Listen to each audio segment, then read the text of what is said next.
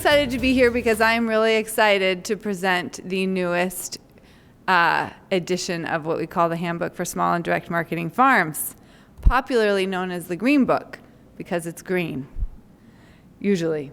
Actually, I think it's been green ever. This is the 8th edition, and I think every version from the very first stapled, 10-page pamphlet was green. I work with the Regional Markets Program with the Washington State Department of Agriculture. This is our mission statement: to support the economic viability of small and direct marketing farms and increase the availability of Washington-grown products for Washingtonians. So we are focused on trying to develop local food systems, local and regional food systems, and honestly, we do a little bit of everything, really with the exception of sort of production and agronomic activity, education or outreach. Anything dealing with markets or business planning, business development, helping farms really connect with markets that are a right match for their scale and products. And more we're wanting to see how we can be helpful for farms that also want to be scaling up and figuring out what the steps to that are. But this is a little bit of the types of activities that we do. And I know you all came here to learn about the Green Book, but I want to just provide a little bit of background on our program, because I think a lot of people know the Green Book and they don't know the other services that we offer, and that we're the government and we're here to help. So we have a bunch of publications, online resources. The Green Book is possibly the most famous, but we also have the fabulous Bridging the Gaps Farm Guide, which helps diversified veggie growers or produce growers learn about and adopt new produce safety practices and specifically prepare for a gap audit. That picture up in the upper left is just a snapshot from our newly refreshed Farm to School Toolkit online. That's what it looks like now. We do a lot of technical assistance trainings, all different kinds. This time of year, as people's markets are winding down and everyone's, reviewing the season and thinking about next year, I'm getting a lot more, actually more than I can respond to in a timely way. Phone calls and emails with, people have ideas about what type of, how they might want to grow their products or change their business or get into a new line of business or start for next season. So there's lots of questions that I'm just answering, having conversations with folks about. In the past, we've done some farmer buyer networking events and tours that have been part of this work that we're calling value chain development, where we've done some work around the state providing technical assistance for food hubs, looking at just building relationships within a region so that you can start to develop local supply chains within a region. People know who they are.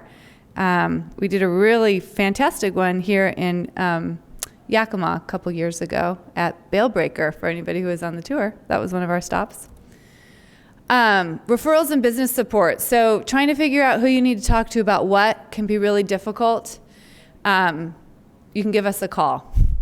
Even if we don't know who to refer you to, and oftentimes we will, we can do a little research and help you out. So that's a picture of the lovely organic program staff at WSDA. You may recognize some people there. But for example, for businesses that are wanting to understand what is involved in organic certification, we can get you in touch with the organic program, or our counterpart program at WSDA is actually the international marketing program.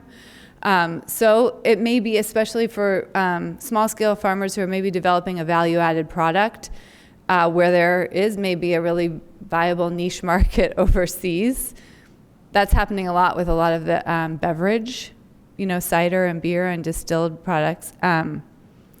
The international marketing program can help you get ready to export. So if you want to get in touch with them, get in touch with us and we'll help connect you. We also have the Farm Wisdom videos, which is a series of videos that were created before I joined the program, and I think they're fantastic. They're like 15 minutes each. They're all filmed on local farms. You will recognize people in them most likely. And they're just really nice for reading about something in the Green Book and then understanding what that practice really looks like on a farm that is similar to yours. So And they have like kind of fun bluegrass music, so.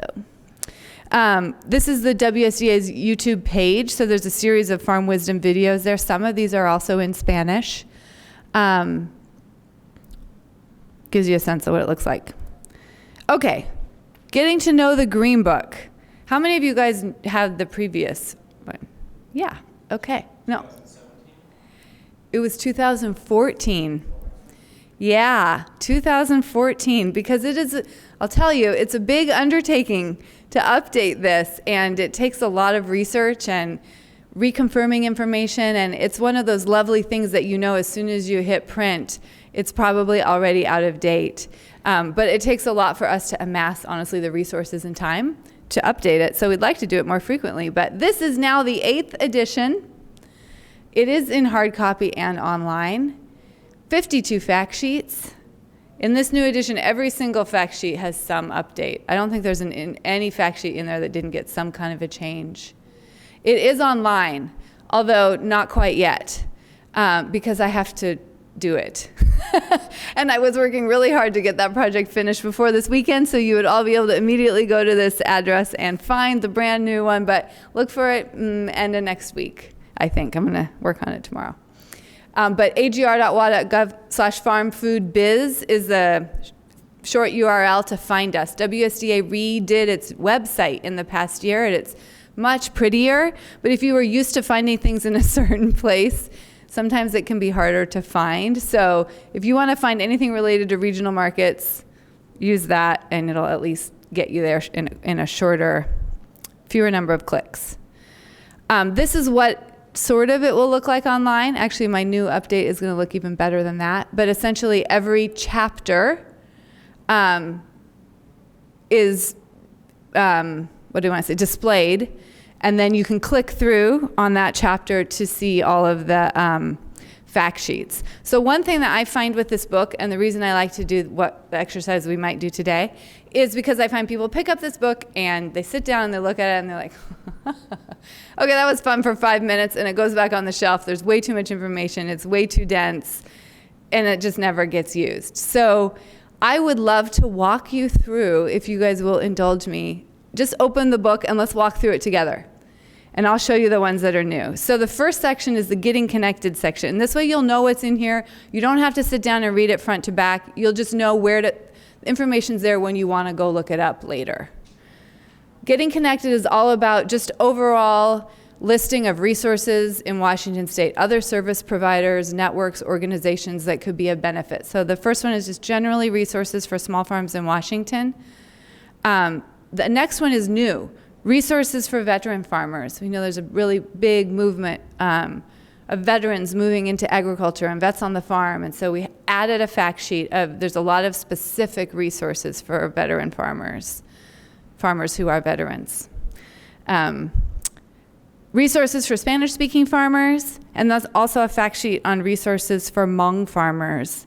And it is my dream to have resources for Indigenous and farmers of color. And I would love anyone who wants to work on that with me. Even if we don't get it published in the hard copy, I will add that fact sheet online. I wasn't able to learn enough to get that done in time to print this time. The next section is all sort of business planning, running a successful farm business. So there's a fact sheet on licensing. That's a high-level overview of many of the licenses that farm businesses tend to need. You're going to want to look at the specific regulations for specific products as well to get a better idea of all of the licenses and permits you might need, but this is kind of a nice high-level overview of the basics. Financing your farm has information about accessing capital, both really traditional sources and more creative, less conventional sources. Finding land to farm is new. We added a fact sheet with some sort of introductory resources on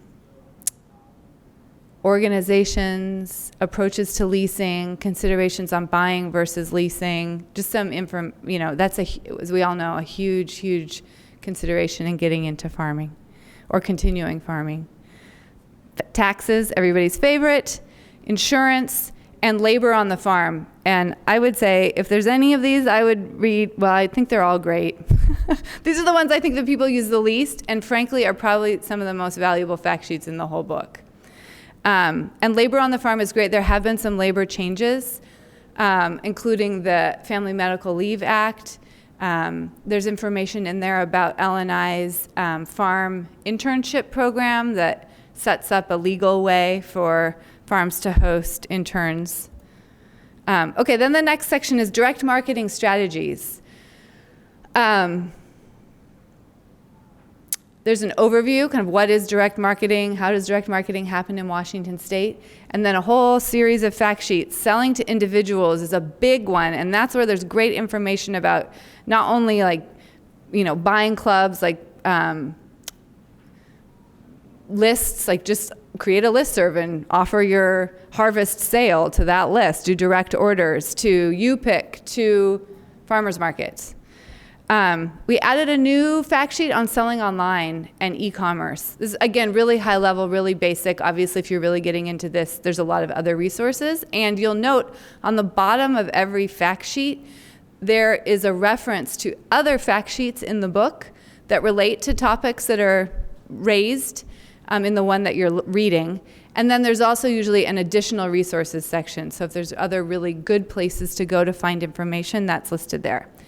A little bit expanded fact sheet on culinary and agritourism. That's another one that if I could do like a whole year-long workshop series and special resources on that, I hope we can do that in the future, because this is just such a hugely growing area. And there's so many changes that make this a much more viable and potentially rewarding area of diversification for farms. Selling to co-ops and grocery stores.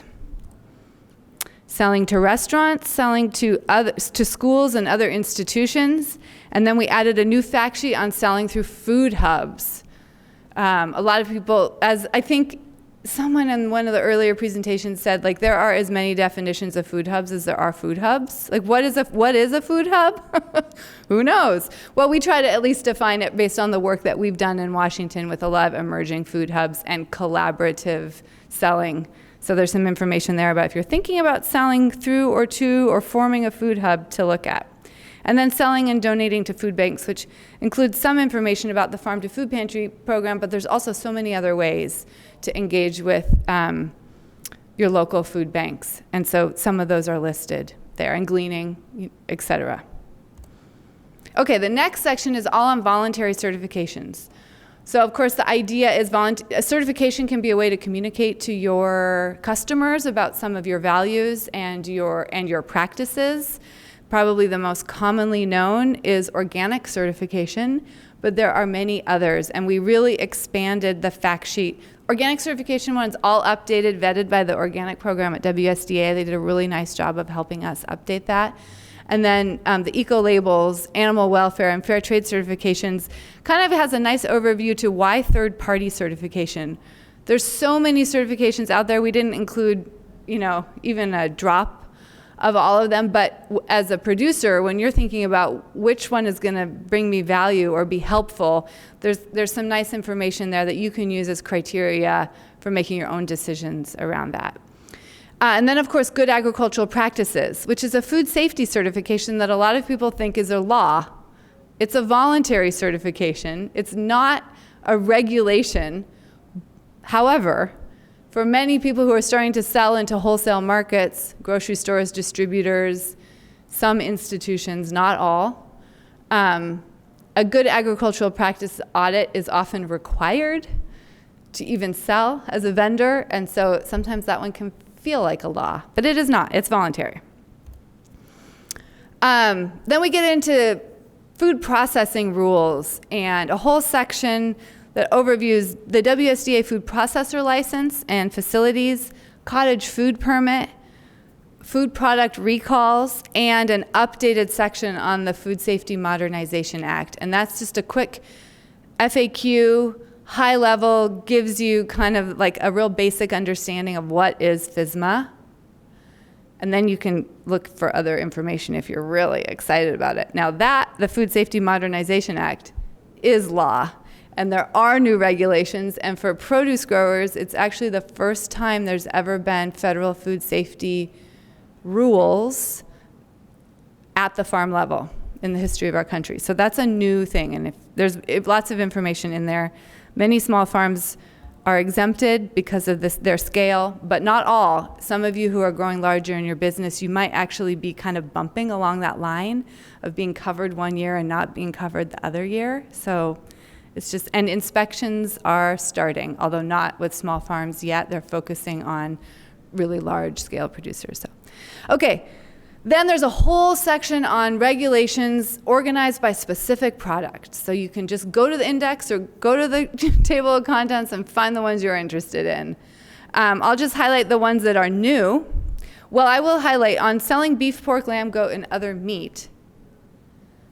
There are some interesting updates in there on the retail exemption. So if you're processing meat, I encourage you to take a look at that. It links to the actual USDA information, but there's some expanded opportunities for retail exemption for small-scale producers selling direct. Brand new fact sheet on selling fermented foods. Lots of excitement around fermented pickles and kimchi and sauerkraut and kombucha. There are some food safety considerations there, so that's a good one to look at. And then we tried to include our fiber-producing friends and have a fact sheet on selling fiber and wool products. We also added a section on selling flowers. New fact sheet on selling forage crops, feed, and pet food. We really wanted to focus on pet food with this one because for those direct marketing farmers who are finding some pretty nice margins potentially in some of the urban markets for pet-oriented products, that's kind of a whole new area of regulation. So we wanted to have a little information. It mostly refers you to who else to talk to, but that's in there. And then selling foraged wild plants and mushrooms. Selling juice is a new one. And, of course, selling marijuana, hemp, and cannabis products. That one is ever evolving, obviously. USDA program on hemp just came out last week. Literally, as I was writing the fact sheet, updating on CBD information, I thought, I'm just going to confirm one last time, Googling that, researching on the FDA site, and lo and behold, they're holding a hearing that day that I'm writing the fact sheet on the use of CBD as an ingredient in products for human consumption. So this is evolving, but it should give you some links to where you can find more information. These are all more products that were nothing new here in particular. And then we added a little bit of information about microgreens. So it's included in the selling sprouts fact sheet, but of course you all know sprouts and microgreens are different. Microgreens do not have the same regulations as sprouts, but we just linked them there. This sheet will refer you to the salad greens fact sheet to learn more about microgreen regulations because they're really more similar. And that's it. So normally we'd do a really fun activity, but I think it's probably more fun to just get on the road. So now you know what's new. Take as many as you need to share with people you know who will use them, and thank you for being here.